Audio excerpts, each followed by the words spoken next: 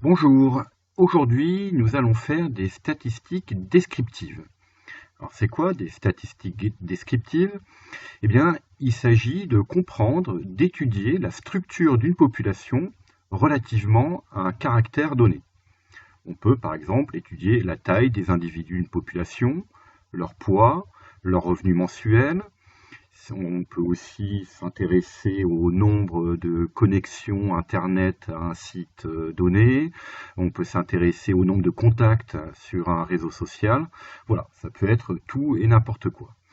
Maintenant, la quantité de données est tellement importante, ces populations sont tellement importantes qu'on ne peut pas avoir une description exhaustive, c'est-à-dire complète. Elles sont trop grandes. On est donc obligé de passer par des résumés. Et pour résumer donc une série statistique, on va utiliser ce qu'on appelle des indicateurs. Alors, parmi tous les indicateurs qu'on étudie en seconde, on va commencer ici par le premier, c'est la moyenne. Alors la moyenne, vous l'avez déjà rencontrée en troisième. Là, on va aller un peu plus loin dans la compréhension de cet indicateur avec ce qu'on appelle la moyenne pondérée. Allez, c'est parti. On prend l'exemple suivant. Donc ici, on étudie les notes de 16 élèves à une évaluation notée sur 5. Alors, vous avez la liste brute des notes ici, 4, 4, 5, 0, 5, etc. La note de chaque élève.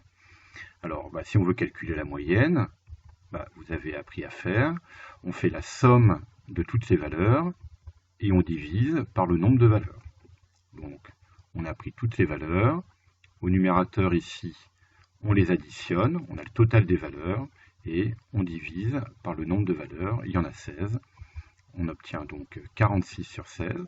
Donc 46, c'est le total des points, et on a divisé par 16, on obtient 2,875.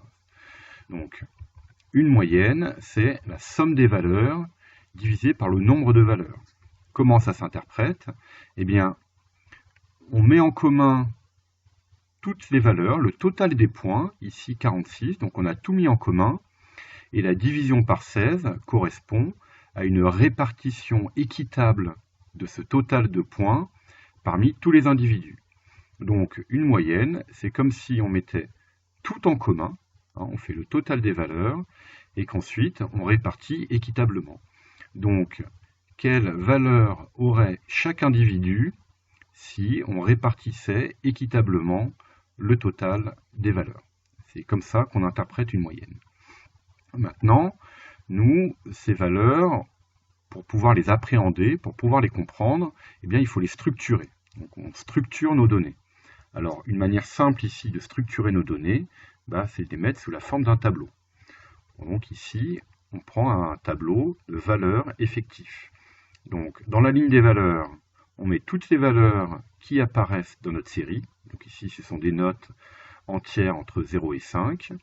Et effectif, on va indiquer le nombre d'individus qui possèdent cette valeur. Donc la valeur 0, la note 0, elle a été obtenue une fois ici. Et voilà, donc il y a un seul élève qui a eu 0. La note 1, elle apparaît deux fois, là, ce sont les deux 1 ici. Il y a deux élèves qui ont eu la note 1, et puis on fait pareil. Le 2, il apparaît 5 fois dans la série. Le 3 apparaît 2 fois. Le 4, il apparaît 2 fois. Et le 5, il apparaît 4 fois. Une fois, 2 fois, 3 fois. Et j'en ai oublié un, ici le premier. 1, 2, 3, 4. Voilà, on a notre tableau valeur effectif. Alors ce qu'on aime bien faire aussi dans ce genre de tableau, c'est indiquer l'effectif total. Donc la somme de tous les effectifs, ici c'est le nombre d'individus, c'est la taille de la population, c'est 16. On a aussi une représentation naturelle de ce genre de situation, c'est le diagramme en bâton, où on indique en abscisse les valeurs prises par la série, donc les notes obtenues, et en ordonnée, les effectifs correspondants. J'ai un élève qui a eu 0, j'ai deux élèves qui ont eu la note 1, j'ai 5 élèves qui ont eu la note 2, etc. Alors, comment est-ce qu'on calcule la moyenne lorsqu'on a un tableau de valeurs effectives? Donc c'est là qu'intervient ce qu'on appelle la moyenne pondérée. Eh bien, ce calcul de moyenne, eh bien, ce tableau, il me dit que la valeur 0, elle apparaît une fois. Donc, le 0 apparaît une fois. Et maintenant, j'y ajoute les 1. Les 1, on en a 2. Donc, plus 1 fois 2. Et ensuite, le 2, il apparaît 5 fois. Donc, plus 2 fois 5, etc. Plus 3 fois 2, plus 4 fois 2, plus 5 fois 4. Donc, ce calcul, il me donne le total des valeurs. Et comme on a fait tout à l'heure, eh bien, on va diviser par l'effectif total, et donc ce serait, on divise par 1, plus 2, plus 5, plus 2, plus 2, plus 4. Donc là, on aurait pu mettre directement 16, puisque ce calcul, on l'a déjà fait. Et on obtient donc le même calcul que précédemment, 46 divisé par 16, à savoir 2,875. Donc, une autre manière de calculer une moyenne, donc ce qu'on appelle aussi une moyenne pondérée, quand on a un tableau valeurs effectifs, c'est la suivante. La moyenne, c'est la somme des valeurs fois effectifs divisé par l'effectif total. On fait valeur fois effectif, 0 fois 1, plus valeur fois effectif, plus valeur fois effectif, plus valeur fois effectif, etc.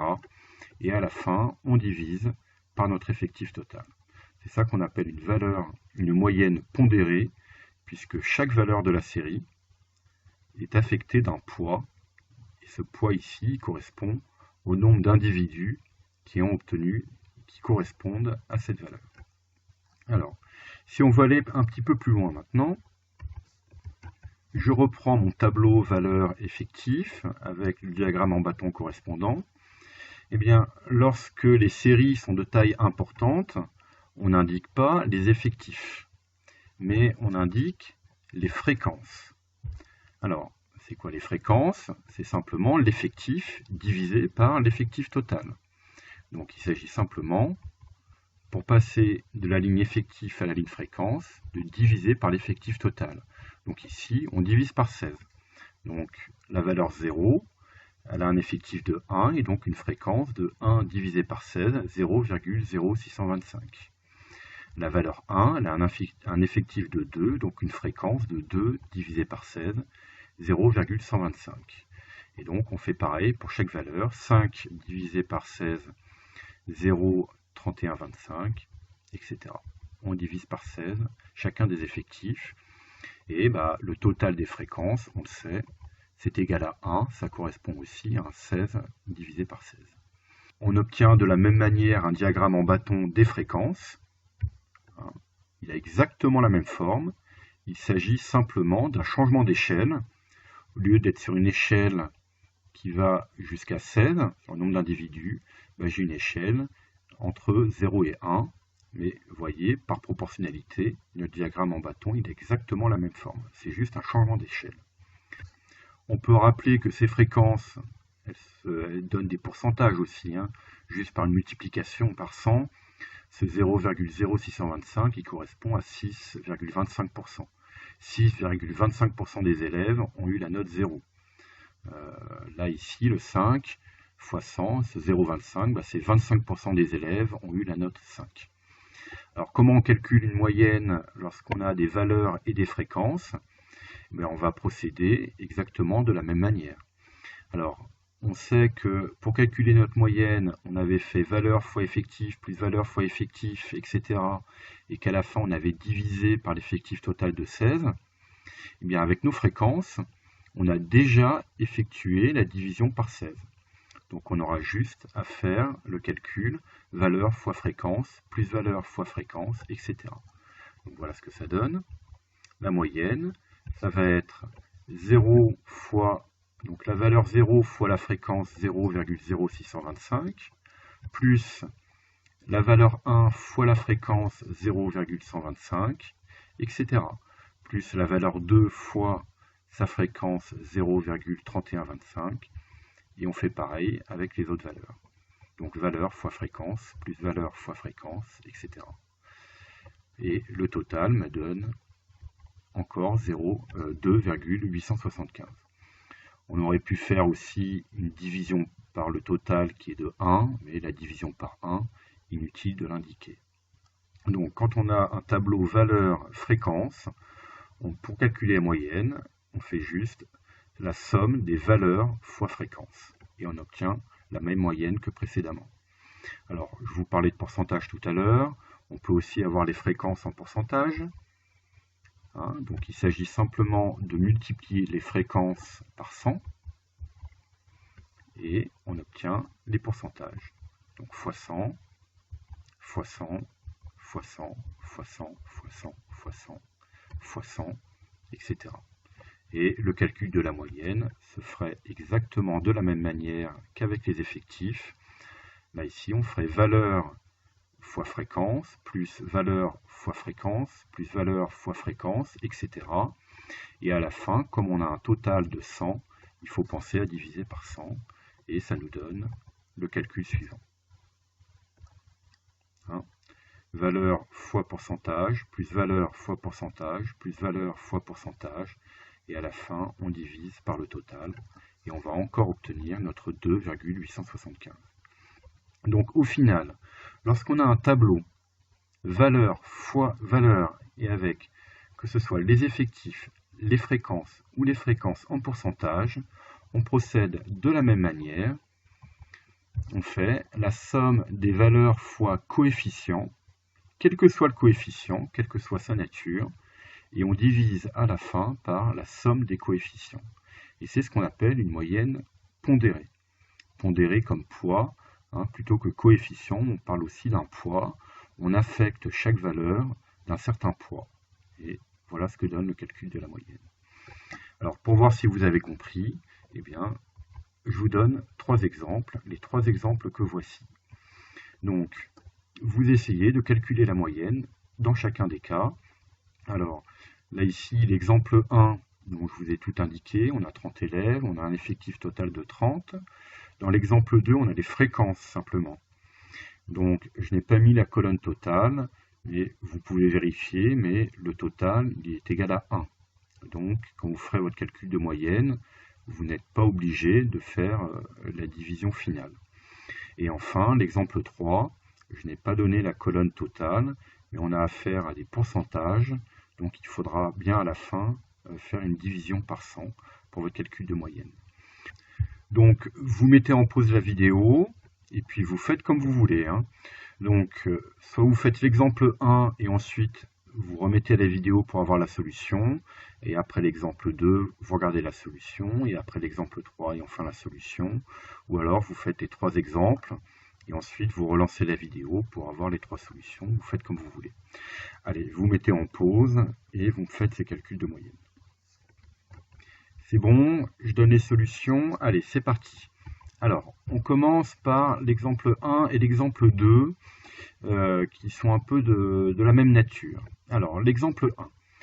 On a le tableau des effectifs qui donne le nombre de retards pendant le trimestre pour les élèves d'une classe de 30 élèves.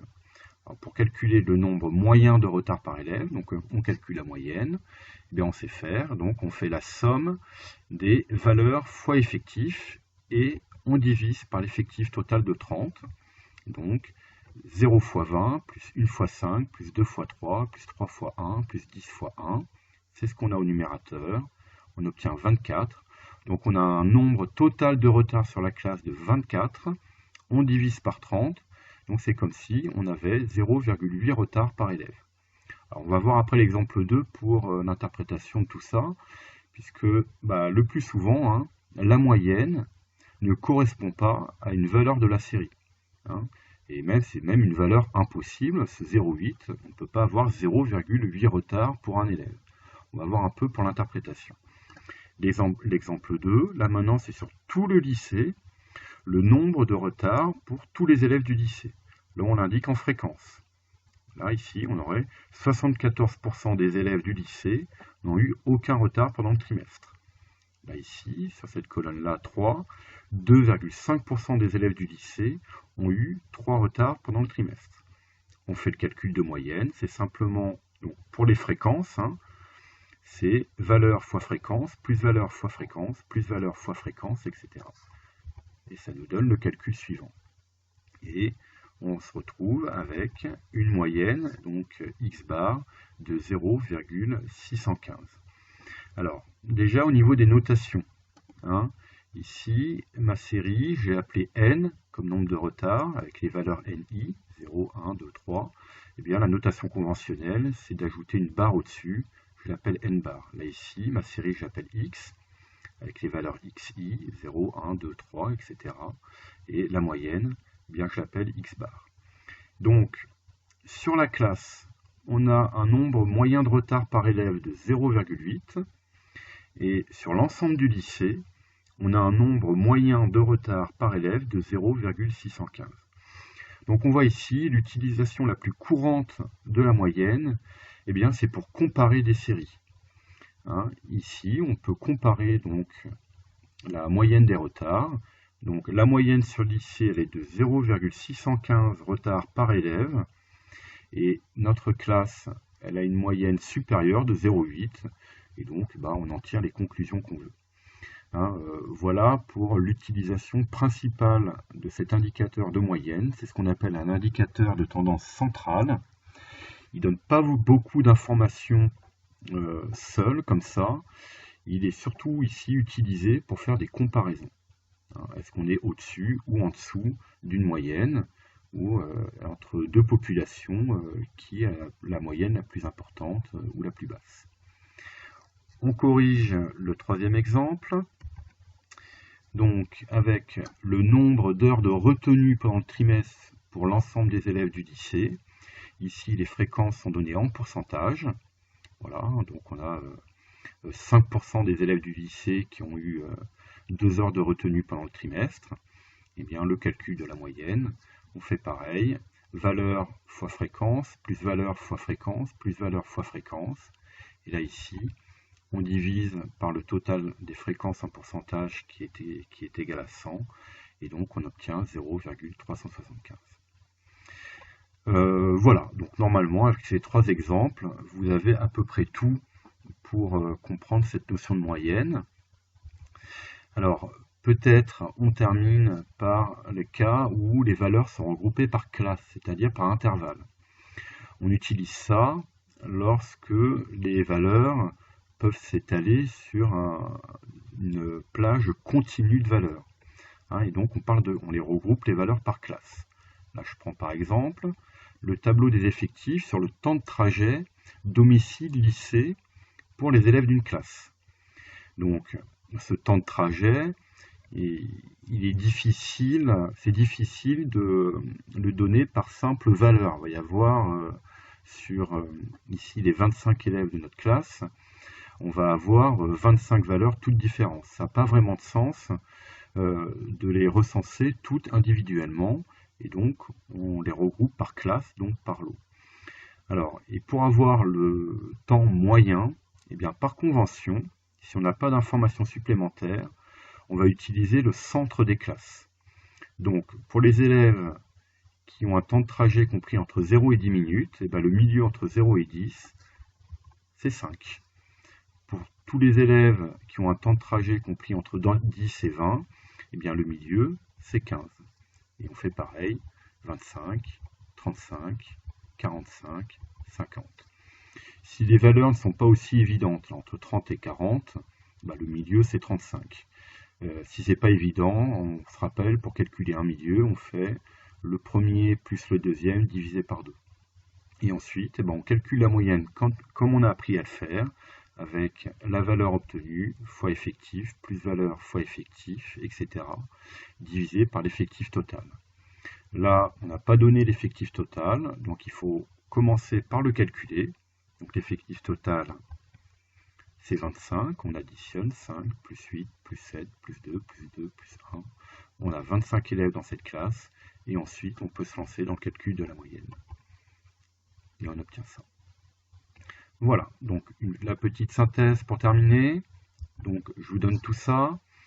Donc une moyenne, c'est la somme des valeurs de la série divisée par le nombre de valeurs. Ça, c'est quand on a la série donnée de manière brute. Si on a un tableau valeur effectif, on fait la somme des produits valeur fois effectif, on divise par l'effectif total. De manière plus générale, lorsqu'on a une série de valeurs xi, donc avec valeur x1, x2, x3, etc., jusqu'à la dernière valeur xn, affecté d'un coefficient. Ce coefficient, ça peut être n'importe quoi, des fréquences, des pourcentages, des notes affectées d'un coefficient pour vous quand vous avez des contrôles, peu importe ce que c'est. Pour calculer la moyenne, on fait la somme des produits valeur fois coefficient, donc ça se fait par colonne, hein, valeur fois coefficient, plus valeur fois coefficient, plus valeur fois coefficient, etc. On va jusqu'au bout, et on divise par la somme de tous ces coefficients. Vous avez votre moyenne. Et si ces valeurs sont regroupées par classe, c'est-à-dire par intervalle, eh bien, pour le calcul de la moyenne, eh bien, on prend comme valeur le milieu de chaque classe, comme on a fait précédemment. Voilà, donc là, on a étudié un indicateur qui sert pour résumer une série statistique. C'est ce qu'on appelle la moyenne, et ici, plus précisément, ce qu'on appelle la moyenne pondérée. Voilà, merci et à bientôt.